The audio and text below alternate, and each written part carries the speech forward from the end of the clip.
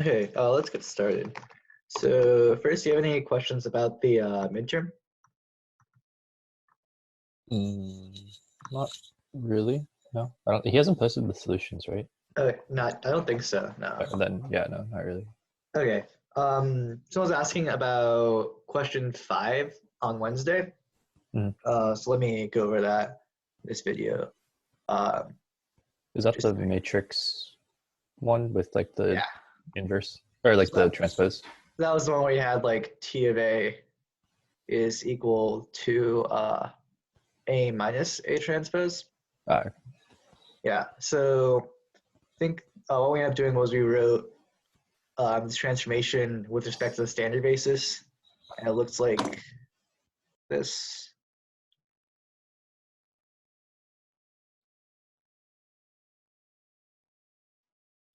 And then what ends up happening is that the characteristic polynomial of this is actually going to have um, a lambda cubed in it. So that kind of gives you a hint for the next part, because if lambda equals 0 is an eigenvalue, that matrix isn't invertible. And the kernel, when it's asking for a base for the kernel, we also need to know the dimension of the kernel. And this tells us that it's going to be at most 3. In this case, it does end up being 3. So the eigenvectors that correspond to this eigenvalue also will form a basis for the kernel, giving you an answer to part B. And then to diagonalize it, you take those vectors that form a basis for the kernel and just add one of the eigenvectors for lambda equals 2. And essentially what this is saying is um, you can kind of like break up each matrix into 2 parts. There's like a symmetric part, and I don't know if this was in the textbook, but I remember going over it in some earlier lecture. Earlier discussion. We have skew symmetric matrices, which are the ones where A equals negative A transpose. So the symmetric matrices have a basis, or like look like A, B, B, C. So you can come up with a basis of 3 vectors there, and then the skew symmetric matrices look like 0, 0, minus A, A. So that's kind of what this, you get these 4 basis vectors, and this one corresponds to 2, and the rest correspond to 0.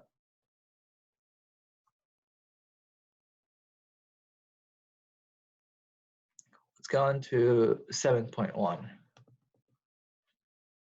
So do you remember the statement of the spectral theorem? That's really the main focus of this chapter. Uh, it was something about if you can oh no, it was for n by n symmetric matrices. Right. So the Uh, hypothesis is that we have some symmetric matrix that's n by n. Some symmetric n by n matrix A. We have, and then there's a couple of things that follow.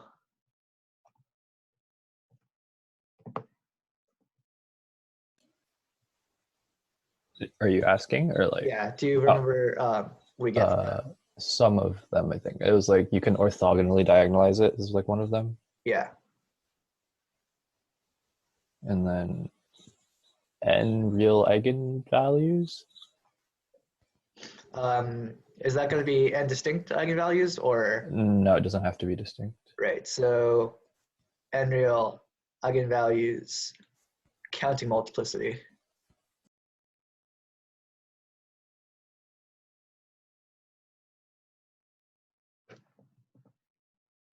And what else?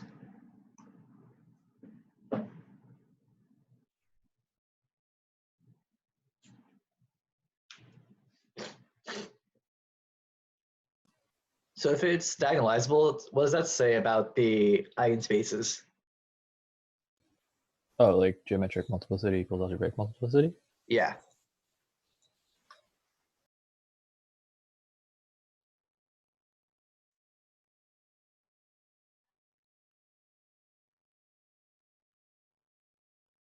So that's what the diagonalizability part tells us. And what about the orthogonal part?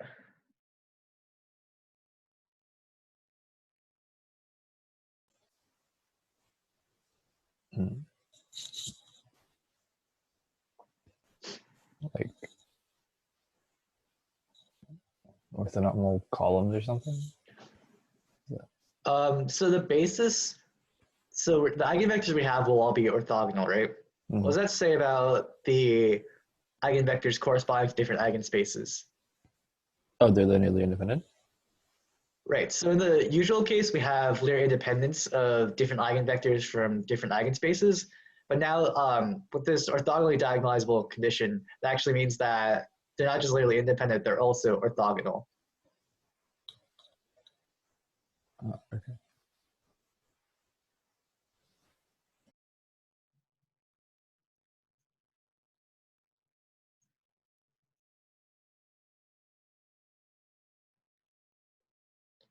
And this is a bit different from just saying that like all the eigenvectors are orthogonal, right? Because what's saying is that if it's orthogonally diagonalizable, that means we can find basis vectors that are orthogonal. And then this is saying like if we choose them like in any whatever way that they're going to be orthogonal. So basically like what you want to look at is like let's say we have an example where we have say like two eigenvalues and this one has multiplicity 2 and this one can have multiplicity like 1 or whatever. So what this is saying is if you have a vector from each of these, then like those will be orthogonal.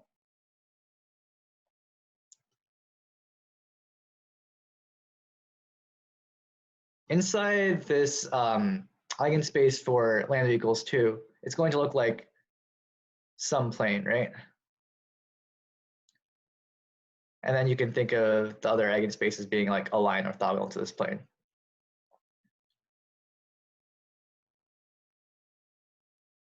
So we can always find some orthogonal basis of the subspace, right? Using Gram-Schmidt. We just pick like any two vectors and use Gram-Schmidt to find an orthogonal basis for our eigenspace. But like just any two vectors of eigenspace might not be orthogonal. Like these guys are literally independent, but not orthogonal. And then after we do Gram-Schmidt, we'll get orthogonal basis. Does that make sense? Yeah. Okay, cool. So do you have time to look at any of the homework problems yet? No, I haven't. I think last time before we had the midterm, I covered some of the non-homework problems. So we can just go over some of the homework problems then. Okay. Yeah, unless you'd rather move on to 7.4. I'm fine with whatever. Homework is fine. Let's try some. Let's try some of the true false problems then. I think some of the more conceptual non-assigned ones I went over last time. So let's start with 25. So n by n matrix that's orthogonally diagonalizable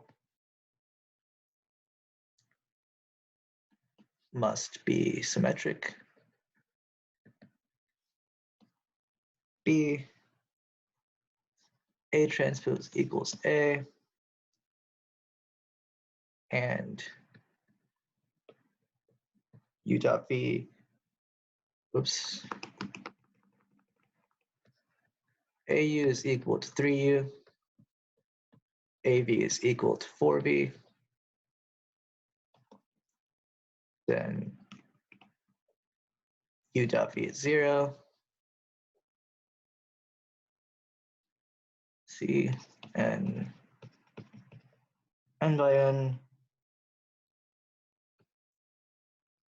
symmetric matrix has n distinct eigenvalues, distinct real eigenvalues, and lastly, D for non-zero V and Rn, V times V transpose the projection matrix.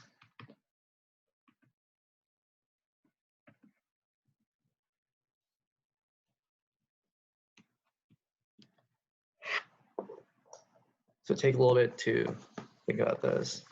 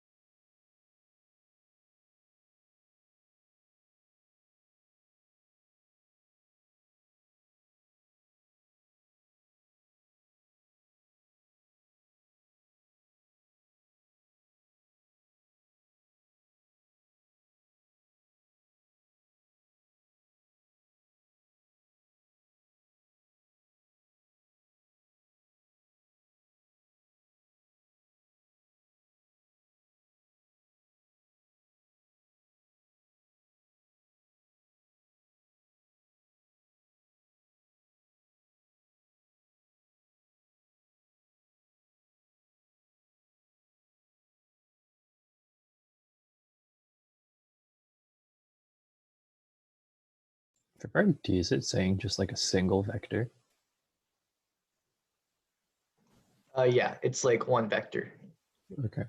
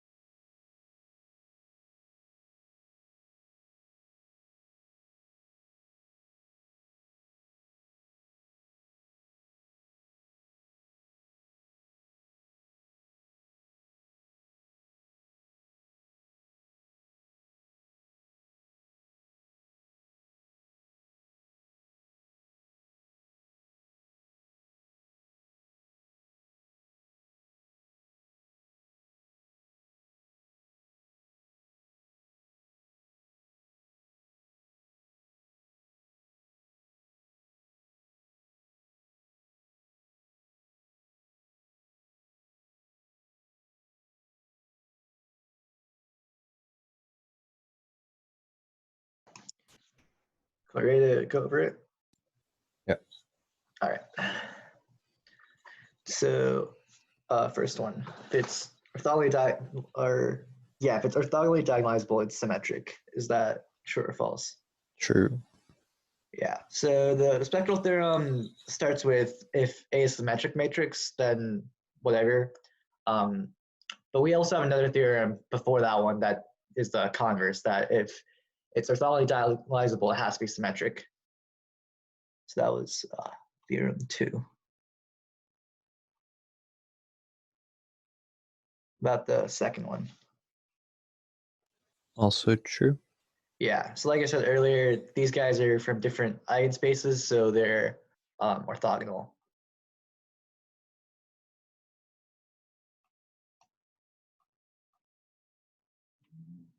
What about C? False. Yeah, do you have a counterexample? We did earlier, right? It can like have multiplicity. Yeah, so usually for these, you can just look at like the identity matrix or multiple of it. It's the same counterexample as in the non-symmetric case. And what about D? I said true. So why'd you say that? Because like a projection matrix is like, or like if you have like a matrix that's like an orthogonal basis for something, and like you do like that matrix times its transpose, you get a projection matrix. So like, it seemed the same for this. Kind of. So what's happening is like this will work if x is if x is normal or v is normal. It has to be orthonormal too. Yeah, so to get this orthogonal basis or of columns, what needs to happen is that the magnitude of v has to be 1, right? Otherwise, when you like project like this projection, when you do this like actual multiplication, what's going to happen is it's going to stretch it or shrink it if it's not normal or unit, if it's not unit vector. Okay, so it's false because we don't know if v is a unit vector. Yeah. Okay. So when they were defining projection matrix, they started with an orthonormal basis, right? And then they said for each vector in an orthonormal basis, we can do this and get this projection. Here, a priori, we don't know that v is normal. And it can be like part of some orthonormal basis because all you have to do is extend this to a basis and then do Gram-Schmidt, which leaves v unchanged. Right, so for all projection matrices, they are an orthonormal basis of, yeah, they're an orthonormal basis, right? Like the vectors? The vectors are part of an orthonormal basis, yeah. Okay. And then like, I mean, you have different projection matrices corresponding to different like bases, but the example that we're looking at usually is when we have some orthonormal basis and then we look at the projections of a vector onto each specific vector we have there in our basis. Does that make sense? Yep. Cool. Yeah. I don't know if you went over spectral decomposition in lecture, but that's the relevant section of the book. But is that different from singular value decomposition? Yeah.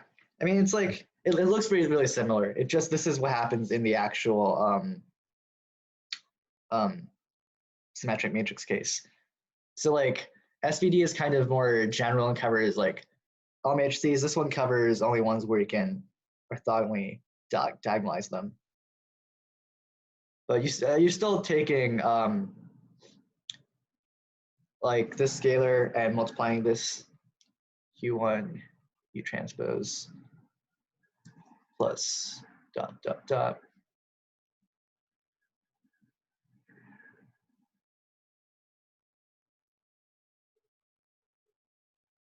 Right, and this looks really similar to SVD.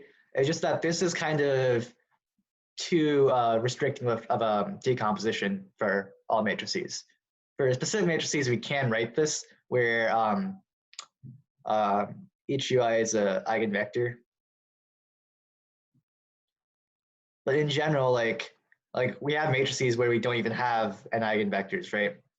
So what do we do for like that case? And that's where SVD kind of comes in.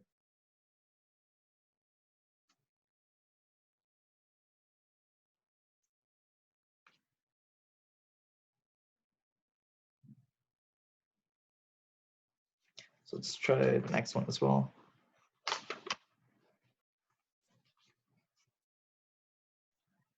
This one's pretty similar.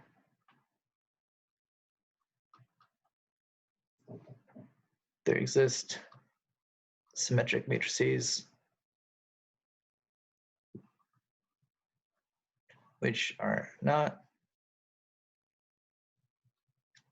orthogonally diagonalizable.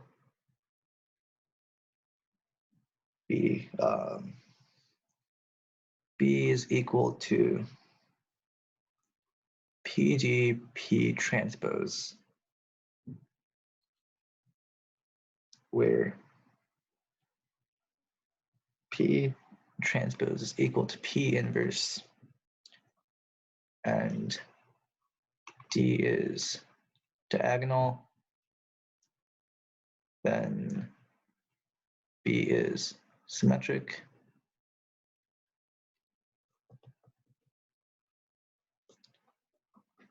C, an orthogonal matrix is orthogonally diagonalizable and D. The dimension of an eigenspace of a symmetric matrix can be less than the multiplicity of the eigenvalue.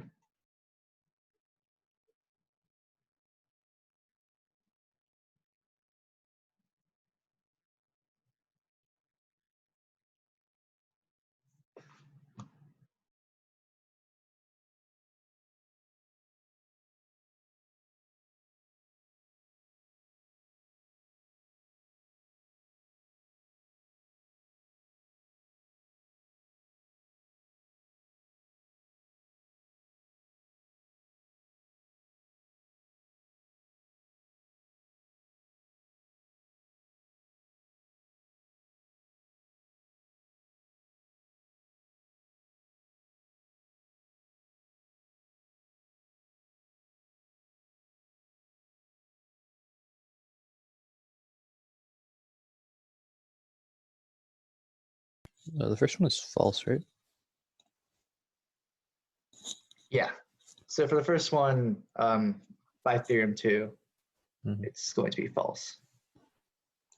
And same, or like for the same reason, B is true.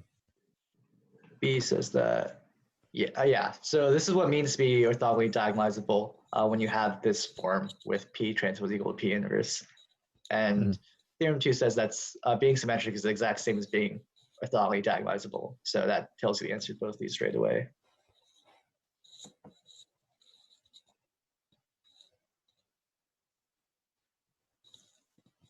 I mean, theorem 2 also tells you the answer to D, right? I guess. D follows from the spectral theorem, I guess. Oh, yes. Oh, Yeah. it's theorem 2, not the spectral theorem. Theorem 2 is just the one that says that symmetric matrix is the same as orthogonally diagonalizable. Oh, okay. So this is an if and only if, whereas spectral theorem is an if.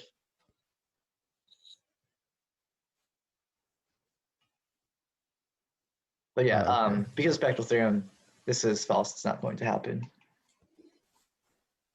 And then what about C? False, because you don't know if the orthogonal matrix is symmetric. Yeah.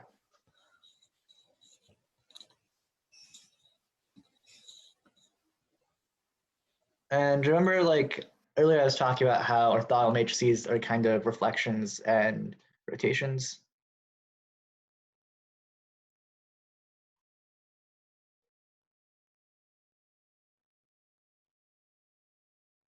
So I think like a good example picture is like rotation by 90 degrees, which has no eigenvectors, right? So all the eigenvectors are going to be, all the eigenvalues are going to be complex, right? So that's a counterexample as well, like concretely. Because if it were symmetric, it'd have to have real eigen values. And again, like the conditions for being orthogonal and being symmetric, like sure you have the actual like definition where symmetric matrices, if you flip the entries along diagonals, they're equal, and orthogonal matrices have a column of the column vectors are an orthogonal basis, right? But you can also like rephrase all that into like a much kind of like more concise way. With these two conditions, if you look at how they act on vectors, it's like very different looking. So for orthogonal matrices, we have x dot y is equal to like ux dot uy for some orthogonal matrix Q. And for symmetric matrices, we have that ux dot y is equal to x dot uy. So even just like looking at this is kind of how I remember like which one's which and which like properties follow from each one. And it's kind of like this condition here that lets you get a lot of the kind of like details of the spectral theorem. Like the proof kind of uses this fact a lot. And then this one also, this is how I remember like orthonormal matrices like look like rotations and reflections essentially, because it preserves the magnitude of each vector, right?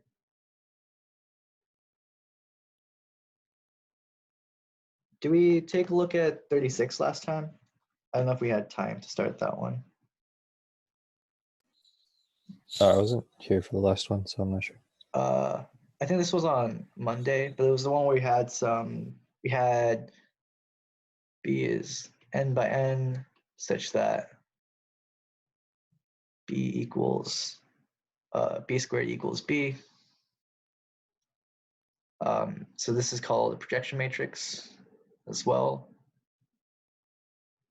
Projection is a term used in a lot of different contexts here. And then given any y in Rn, let y hat equal b times y, and c equal y minus y hat.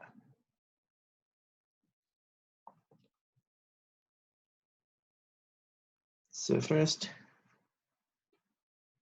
show z is orthogonal to y hat and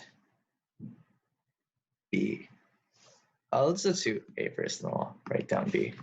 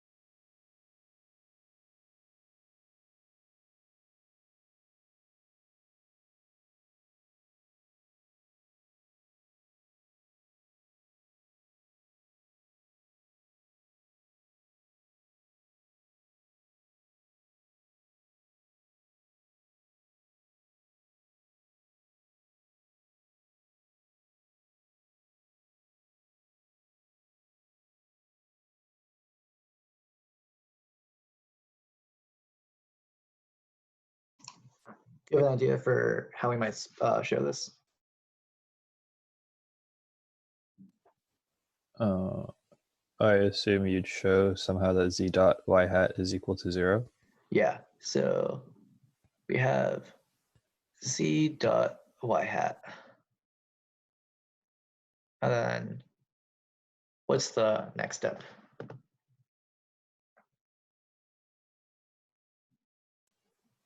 I didn't finish it, but I'm not sure if this works, but I replaced z with y minus y hat.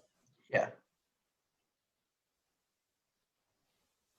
And then Like you dot the whole thing.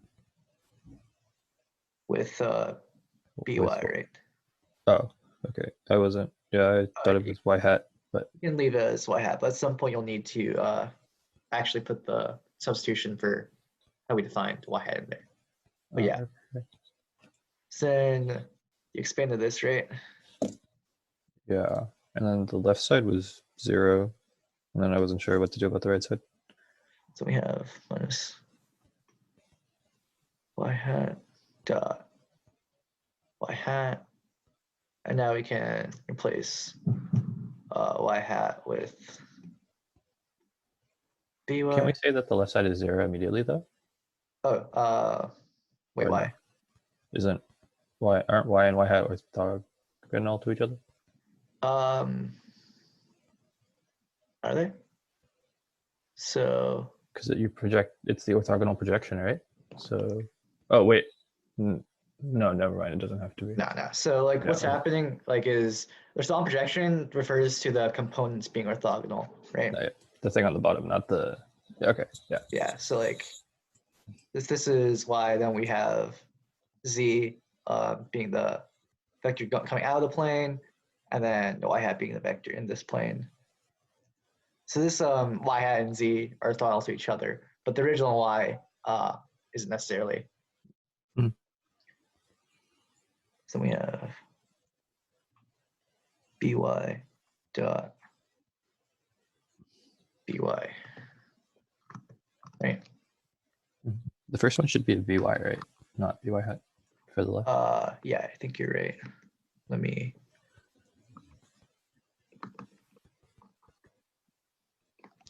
Okay, I'll just write a line. So this one is y dot by minus by dot by. And now we have to use the definition of dot product here, right? Yeah, okay. So take a second to replace all these and see what you get.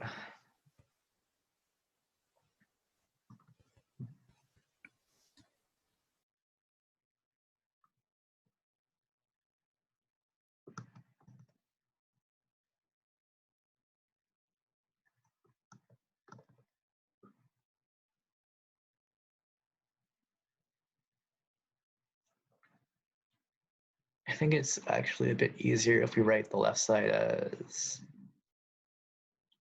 by dot y instead.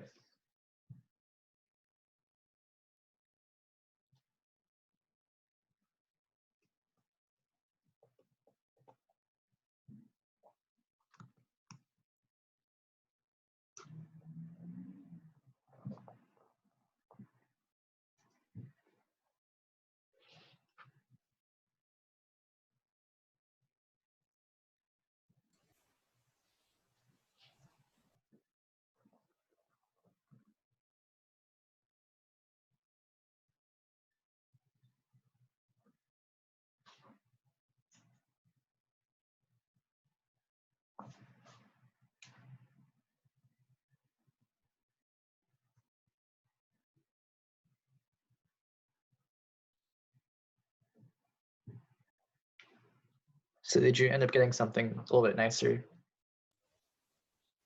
I'm pretty sure the right side becomes y dot y, and the left side I still have y transpose by though. So this one is y transpose b. Oh, b transpose y. B transpose y. Yeah, and then do we say anything about? So we just have that b is b squared. And they're symmetric. Oh, we also, that's, yeah, it's also symmetric, so that will be B. We can replace that next step. And then what's the right one? I got Y transpose B transpose BY. Yeah. But then the B transpose and the B become identity, right? That's for orthogonal matrices, right? This won't cancel yet. Isn't it symmetric? So B transpose equals B inverse? No, B symmetric is B Right. is it's transpose. Orthogonal is Okay.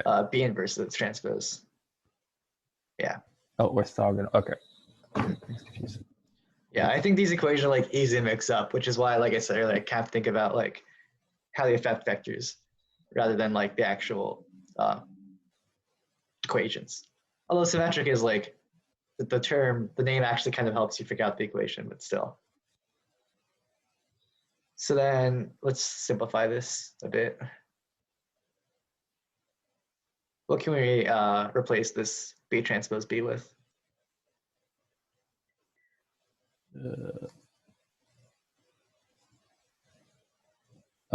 B. Why is it B? Or you can do B transpose, right? Because you know that B equals B transpose. So it's like B squared. Yeah, But B so squared equals B, and then B equals B transpose. So like they become the same thing. yeah, so you can change the B transpose into B and then get B squared. And then this one, you can just change it to B because it's equal to its transpose. And then since B squared is equal to B, these are the same term actually. Right?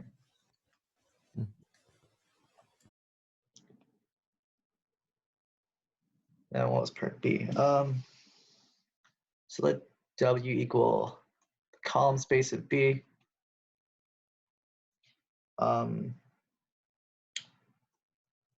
Show Y is the sum of a vector in W and W perp.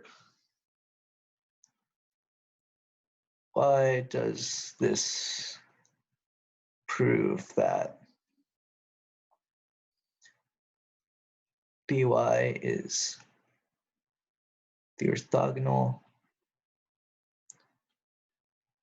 projection of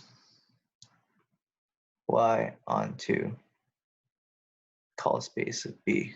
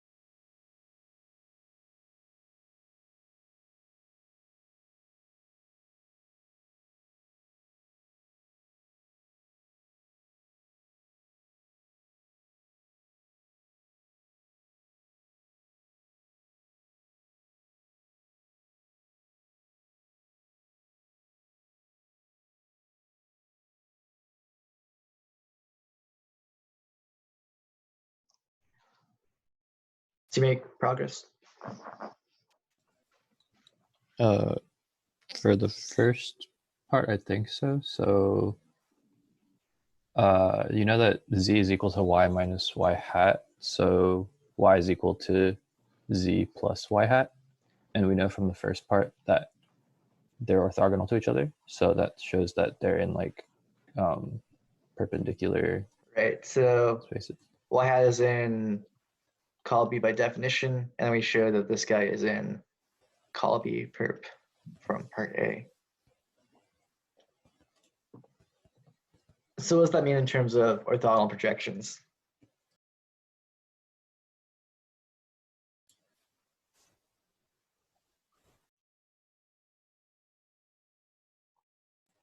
I don't know. So what's the theorem we have about orthogonal projections and decomposition? So if we have some vector x in Rn and some subspace W,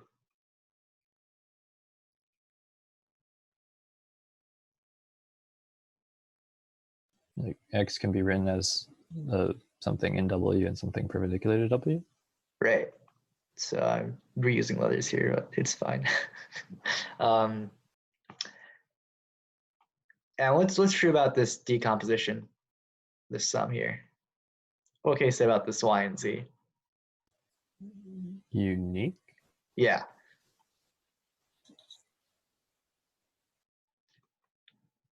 So when we write it as a sum of these two vectors, it's going to be unique. There's only one way to pick this vector in the subspace and one way to pick this orthogonal vector to it that actually gets your original vector. So if we let the subspace W be equal to call B, as I did here, what's telling us is that this vector y, this representation as z plus y hat is actually unique. And because like you can also use this theorem to obtain some other, like if you use a theorem, you get some other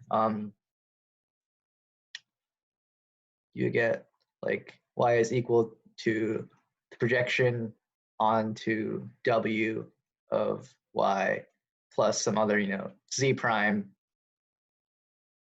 The uniqueness of this tells you that these vectors we found, y hat is equal to the projection of y onto W, and this z is equal to the z prime. Right? So in essence, this problem is kind of telling you that like this whole idea of orthogonal projection corresponds to the matrices of this type. I guess you could write as the linear transformation sending something to its projection is the same as this type of matrix B squared is equal to B.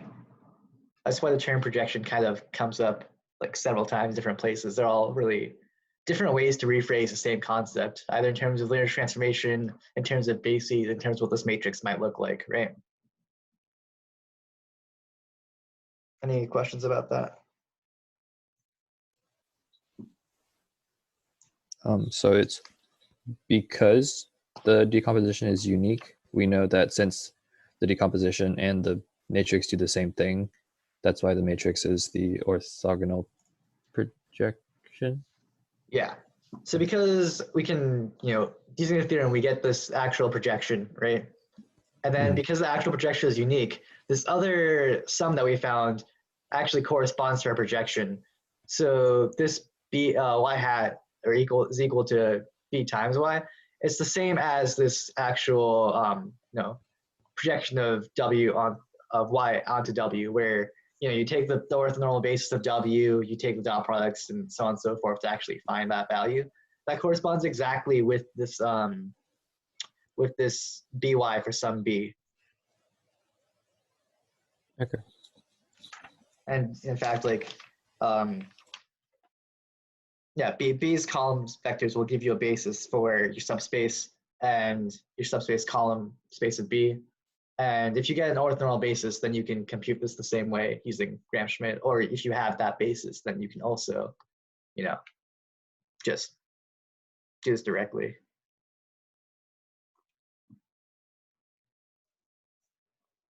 Yeah, it's just I think usually the actual like more abstract way is easier to like follow and think of in your head. It's just like this is another thing you might see where if you see this property, it's going to look like projection onto some subspace. That subspace will be the column space of this matrix.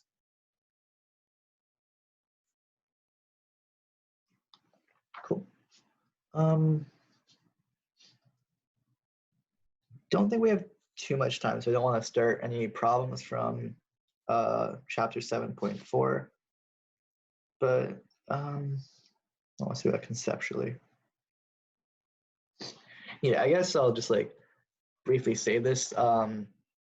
So there's kind of like two ways to think about SVD. The first is like for idealization, we wanted to pick some basis where our transformation is nice in the sense that it's just scaling the vectors of this basis, right? For SVD, now we're actually looking at, I think instead of thinking of these, well, you can still think of it as an orthogonal basis, but I think it's easier to picture it in terms of the transformation given by these orthogonal matrices. Okay. Orthogonal matrices.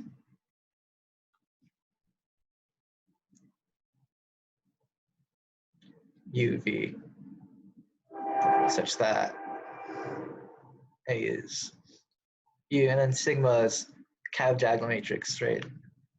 B. They switch the order of those things now. Yeah, and or B transpose.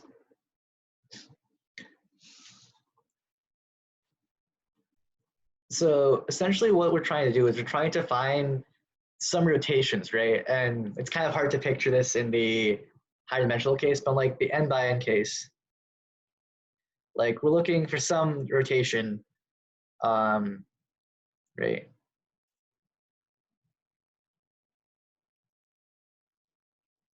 That that when we take this original linear transformation, whatever this transformation looks like, it could be really anything. We want to rotate it in some way, and then have this be some shrinking or scaling. And then this other rotation that kind of gets you back to some other space or basis. And with dialization, these are really just, it's not a rotation, just a change of basis, and it actually just inverts to like the standard basis, right? They're the same same set of vectors, you have the same basis P, you're just going either to P or from P. Now instead you have this like very general transformation that could represent like a rotation in like any basis, but kind of restricting this P and P inverse to this now any orthogonal matrix U and V kind of lets you have the freedom to say like, oh, this matrix A, we actually can break it down into these three steps. Does that make sense? Yeah, I think so. So that's kind of conceptually what's going on here. And really it's just kind of like trying to find a nice decomposition for any matrix.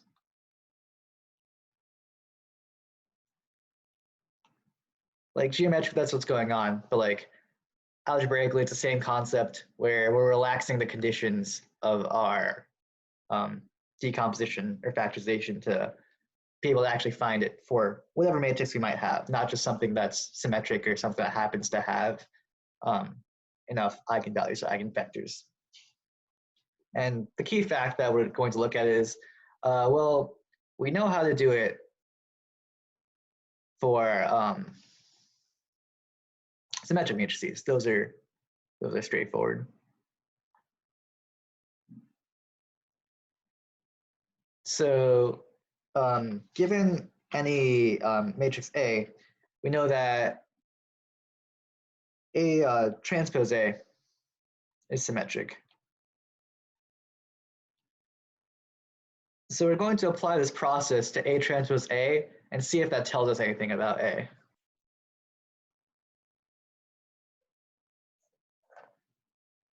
So on Monday, we can look at specific problems and see how you might actually compute this factorization using this diagonalization of A transpose A. Any questions? Not about this. I just wanted to ask if a question about like classes, if you wouldn't mind. Oh yeah, sure, go for it. So like how big of a jump is like 54 to like 110? It's not that bad. 110, Mhm. the material is very, very similar for the first, I'd say like about half of the course.